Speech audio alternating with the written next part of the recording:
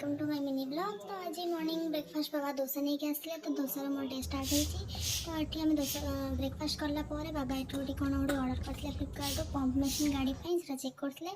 तो ये लंच आज मटन बनई तो मटन केमती देखा मत निश्चिंत सेयार करेंगे। तो ये लंच टाइम हो गलानी बाबार मोर लंच करूँ। लंच कर रेस्ट नालापर मोर गोड़र पेडिक्योर करुँची गोटे 10-15 मिनट पानी में सांपू और लेंबू पकईकि भल भाव घसीदेवी। तो मोर तापर मोर टी कम था मुझे कम सारे अब इवनिंग हो गला 6:05 5:30 हो मामा स्कूल से प्रार्थना कर तो मुझे नूडल्स बनाऊँ।